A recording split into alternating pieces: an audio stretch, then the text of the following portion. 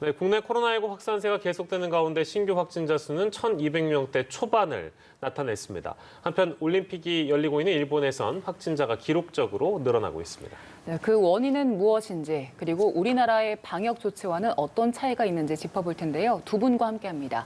김윤 서울대 의료관리학 교실 교수, 최진봉 성공회대 교수와 함께합니다. 어서 오세요. 오십시오. 안녕하십니까. 예. 자, 신규 확진자는 1,202명 늘면서 이제 조금 있으면 네 자릿수 확진자는 한 달째로 접어들 가능성이 높아진 그런 상황인데요. 거리두기도 격상됐고 사적 모임 기준도 제한이 되면서 비수도권에서 말이죠. 그래서 효과를 보면 아직 효과가 뚜렷하지 않다라는 평가들이 좀 줄을 이루고 있는 것 같습니다. 그 원인을 어디서 찾아봐야 될까요?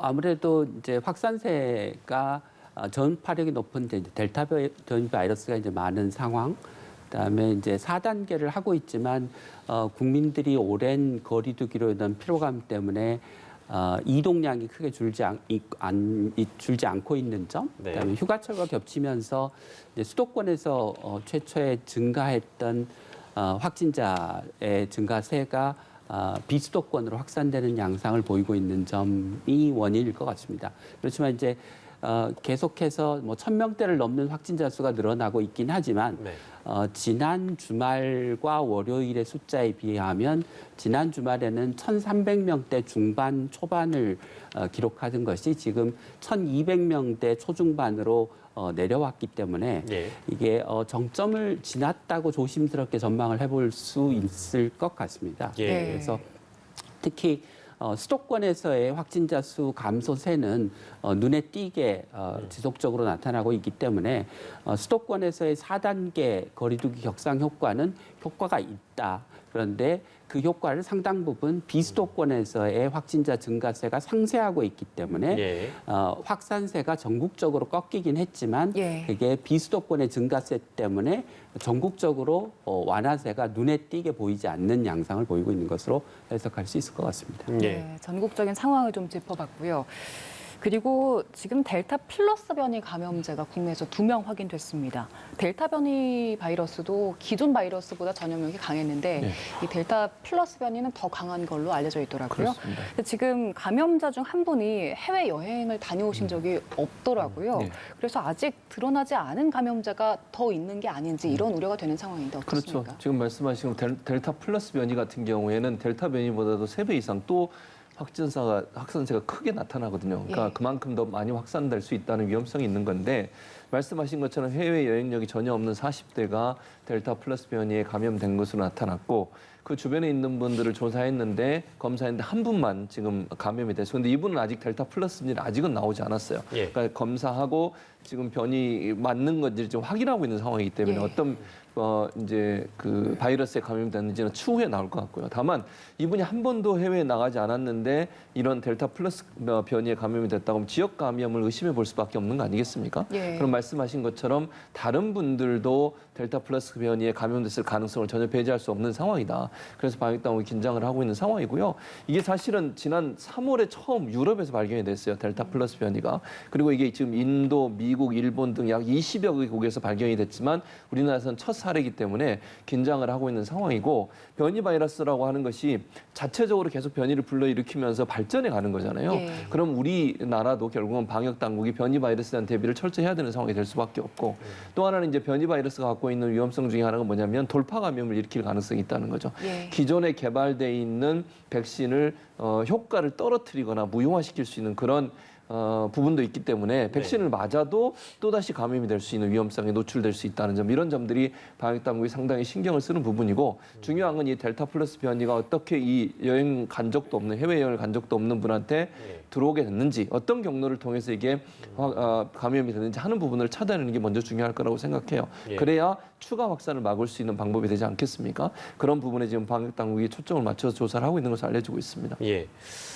델타 변이가 국내에서 확인되고 나서 4차 유행의 어떤 중심으로 작용하기까지 그런 거에 대한 어떤 이견은 없어 보입니다만 델타 플러스도 지금 이제 국내에서 확인이 됐기 때문에 현재 국면에 어떤 영향을 줄 거라고 우리가 내다볼 수 있을까요, 교수님? 아직까지는 그 델타 플러스 변이가 델타보다 더 전파력이 높다고 하는 뭐 연구 결과가 나온 거는 아닌데요. 예. 델타 플러스 변이가 가지고 있는 그 추가적인 스파이크 단백질에서의 변이가 인체 세포의 수용체와 결합력을 높이는 특성을 갖는 변이라서 예. 전파력이 더 높을 것으로 이제 추정이 되거나 의심이 되긴 하지만 아주 확정적인 그런 결과는 없는 상황입니다. 예. 예, 그리고 이제 델타 플러스 변이가 얼마나 빠른 속도로 확산하느냐 또는 그 변이 전체 변이 바이러스에서 차지하는 비중이 높아지느냐의 양상을 보면 예. 아마 델타 플러스 변이의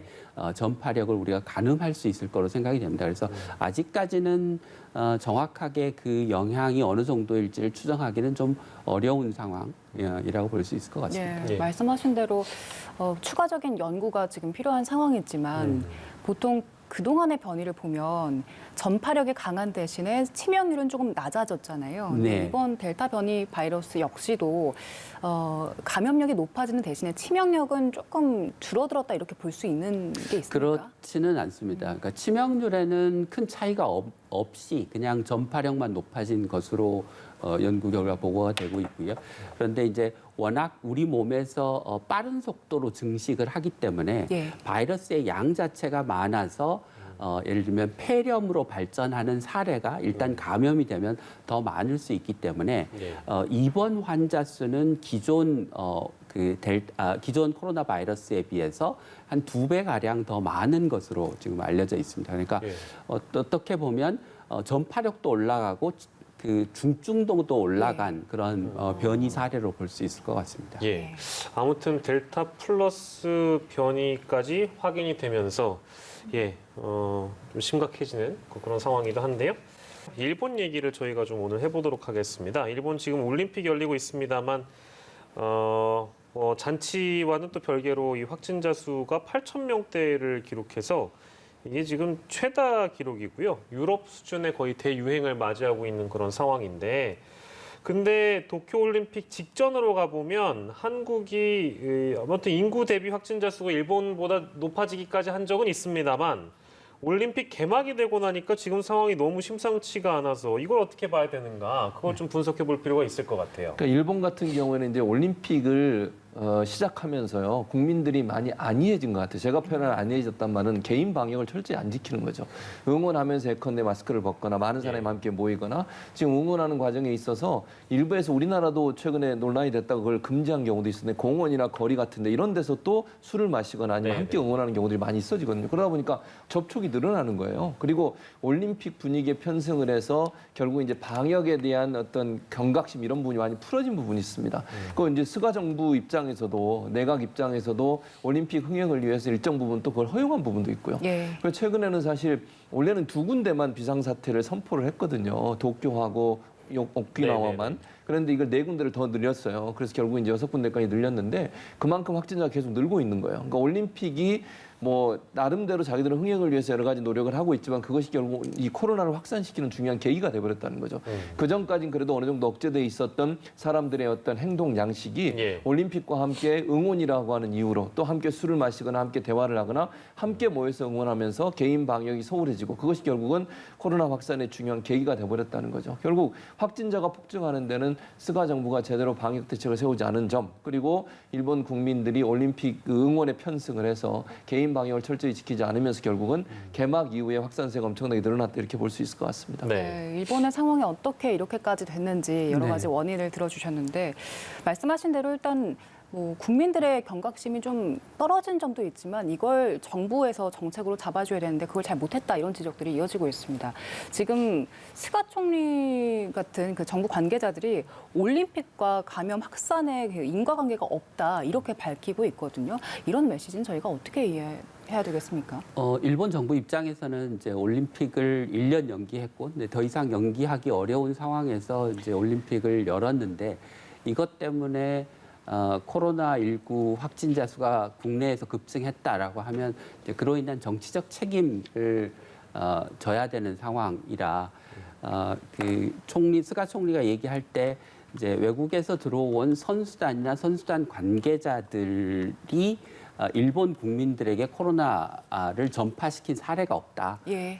하는 걸 근거로 이제 올림픽이 확진자 증가의 원인이 아니다 이렇게 얘기를 하고 있는데 예. 이제 올림픽이 열린 상황에서 확진자가 늘어난다고 예를 들면 비상사태를 전국적으로 확대하거나 이렇게 하기도 어렵고 올림픽이 열려 있으니 이제 국민들이 그 올림픽을 즐기는 분위기 때문에 뭐 접촉과 활동이 많아지는 것은 당연히 피할 수 없는 일이라 올림픽이 직접적인 뭐 국내 코로나 전파의 원인은 아니라고 하더라도 예. 국내에서 코로나가 확산되는데 뭐 기여한 요인인 것은 분명한 것 같습니다. 네. 상관없다고 얘기는 하는데 그 올림픽이 만든 그 4일짜리 휴가, 그러니까 네. 4일 휴일을 만들면서 뭐 물론 일본 국민들 중에는 올림픽이 좋아서 뭐 물론 이제 뭐 관중이 돼서 직접 경기를 볼 수는 없겠습니다만 집에서 그 TV 중계만 보는 일본 국민이 어디 있겠습니까? 이제 휴가 받았으니까 놀러 가자 하는 국민들도 있지 네. 않겠어요? 그렇기 때문에 올림픽 개막과 관계가 없다는 식으로 얘기는 할 수 있겠습니다만 이 휴가 때문에 더 이동량은 늘어나고 그래서 이제 전국적으로 이 코로나가 더 확산되는 거 아니냐라는 분석도 뒤따르는 것 같습니다. 네. 어떻게 생각하시는지? 이게 뭐 당연한 이야기일 것 같습니다. 이제 그런데 뭐 그렇다고 하더라도 8천 명이면 이제 일본이 우리나라 인구의 한 2배쯤 예. 되니까요. 우리나라로 치면 한 4천 명쯤 되고 영국 인구가 일본보다 더 작은 규모인데 이제 영국 같은 경우 한때 하루 확진자 수가 뭐 6만 명 예, 이렇게 예, 올라갔던 상황이니까 사실 뭐 유럽이나 미국이나 이런 국가들에 비하면 아직 일본의 확진자 수가 아주 많은 상황이라고는 할 수는 없을 것 같습니다. 그렇지만 예, 이제 예. 올림픽을 계기로 아시아 지역에서 이제 재유행을 하는 시기에 예. 이게 올림픽과 맞물리면서 상승 효과를 내고 있는 것만은 뭐 부인할 수 없는 사실인 것 같습니다. 예. 네. 근데 참 우리 입장에서 바라본다면 뭐 그러니까 꼭 한국의 입장이라기보다는 이게 전 세계적으로 일본의 상황을 바라보는 그 전문가들의 시각이랄까요? 뭐 우려 섞인 목소리들이 적잖이 나오고 있는 이유가 예전에도 생각해 보면 일본이 그 경제 좀 살리겠다고 고투 트래블인가요? 그러니까 여행 가라. 뭐 지역에 또 여행 가서 뭐 먹으면 할인해 주겠다. 뭐 이런 상품들도 뭐 이제 정부 차원에서 내걸기도 했고 지금 아무튼 올림픽이 열렸기 때문에 그 내각 입장에서는 책임을 질 수가 없어서 적절한 메시지를 내놓지 못하고 있다 이제 이런 얘기들도 나오고 있는 것 같아요. 그렇죠. 그러니까 국민들은 사실 올림픽 연기하자고 그랬어요. 하지 말자고 그렇게 했던 여론이 훨씬 많거든요. 코로나 때문에. 그럼에도 불구하고 스가 입장에서는 이걸 정치적으로 이게 상당히 본인한테 부담이 될 수 있고 정치적으로 상당히 어려운 상황에 빠질 수 있고 경제적으로도 엄청난 손실이거든요. 올림픽을 열지 않으면. 네. 그것 때문에 결국 강행을 한 거거든요. 그러다 보니까 본인이 옳았다는 걸 증명하기 위해서는 올림픽을 통해서 코로나가 확산됐다 이런 얘기를 하기 싫은 거예요. 인정하기 싫은 거죠. 인정하는 순간 본인의 잘못이 인정되는 거 아니겠습니까? 그래서 연관성이 없다고 얘기를 해요. 네. 그런데 생각해 보세요. 아까도 말씀드렸지만 기본적으로 외국 선수들이 와서 퍼뜨리지 않은 게 문제가 아니고 네, 네. 내부에 있는 사람들이 방역을 제대로 안 하다 보면 그게 전국적으로 확산되는 요인이 되는 겁니다. 네. 지금 스가 정부는 외부에서 들어온 사람이 전파하지 않았으니까 문제가 없다 이런 식으로 얘기하면 안 되는 거예요. 왜냐하면 올림픽 분위기가 들뜬 분위기를 만들고 방역에 대한 경계심이 풀어지면서 내부에 있는 사람들이 방역을 제대로 안 지키면 그건 전국적 확산이 일어날 수밖에 없는 거잖아요. 지금 현실로 나타나고 있는 것이고요. 예. 네. 그것도 결국 올림픽 때문에 일어난 일입니다. 또 하나 문제가 되는 건 저는 이렇게 생각해요.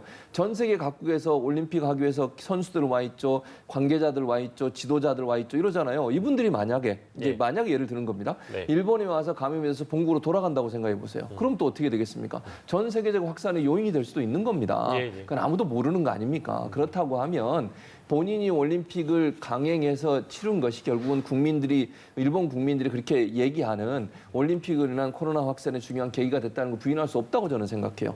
그게 국민들이 자체적으로 잘 안 지켜서 그랬든 어쨌든 올림픽이라는 계기가 있어서 그런 일이 일어난 거 아니겠습니까? 그럼 인정해야 된다고 저는 봐요. 그런 차원에서 보고 올림픽을 하는 과정에 있어서 방역이 제대로 지켜지지 않은 부분은 본인이 반성하고 제대로 지키려고 노력을 해야 되겠죠. 근데 그런 부분들이 제대로 안 되는 거 저는 문제라고 보여지고 네. 지금 올림픽 들뜬 분위기 때문에 사회적 거리두기 빠져나와서 아까 얘기한 것처럼 공원이나 야외에서 그거 전혀 막지 못하고 있어요.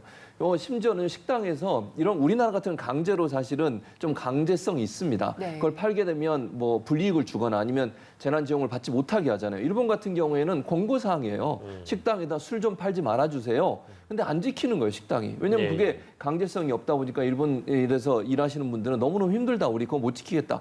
이거 어떻게 할 겁니까, 그러면? 그런 분위기가 계속되는 것이 결국은 코로나 확산의 중요한 계기가 됐고 올림픽 보면서 흥분한 분들이나 아니면 즐거움을 찾는 분들은 술도 마시고 싶고 나와서 활동하고 싶으신 거잖아요. 예. 그러니까 정부가 적극적으로 그걸 방역을 체계를 잡지 않으면 사실은 일본이 더 어려운 가운데 빠질 가능성도 있다고 보여집니다. 네. 네, 저희가 지금 일본 상황을 짚어보고 있는데 그 올림픽 시작하면서 4일 연휴가 이번 확산의 기폭제가 네. 됐다 이런 네. 이야기를 나눴잖아요. 근데 저희도 걱정입니다. 사실 8월 중순이면 광복절 껴서 연휴가 있는데 이때도 떠나려는 분들이 좀 있더라고요. 네. 그래서 저희가 반복적으로 이런 연휴가 있을 때마다 어떤 방역 대책을 강구해야 될까 이런 얘기를 반복적으로 하지만 다시 한번 좀 강조해서 짚어봐야 될 것 같습니다. 앞서도 말씀드린 것처럼 사실 오랜 사회적 거리두기 때문에 국민들의 피로감이 굉장히 높아진 상태이고 또 이제 젊은 연령층은 이게 코로나가 본인들에게는 당사자에게는 심각한 문제가 아니라고 생각하는 경향들이 있어서 예. 아예 휴가를 못 가거나 가지 말라고 하거나 움직이지 말라고 하는 거는 저는 좀 무리한 요구라고 생각합니다. 예. 대신 어디를 가든지 간에 이제 철저하게 방역 수칙을 지키고 예. 혹시라도 그 여행을 다녀온 이후에 비슷한 증상이 있으면 의심 증상이 있으면 빨리 가서 검사를 받고 다른 사람들에게 피해를 주지 않도록 하는 조치를 취하는 게 개인이 지금 상태에서 우리의 젊은층, 우리 국민들에게 정부가 요구할 수 있는 적절한 수준의 어떤 요구가 아닌가 싶습니다. 예, 알겠습니다. 광복절 연휴가 또 어떤 계기가 되지 않게끔 정부 차원에서 잘 대책을 세워서 대비를 해야겠습니다만 집회 얘기도 지금 또 나오고 있고 해서 그 부분 좀 걱정이 되는 측면이 있습니다. 근데 오늘은 여기까지 좀 짚도록 하겠습니다. 오늘 코로나19 상황 김윤 서울대 의료관리학실 교수 최진봉 성공회대 교수와 이 시간 함께했습니다. 고생하셨습니다.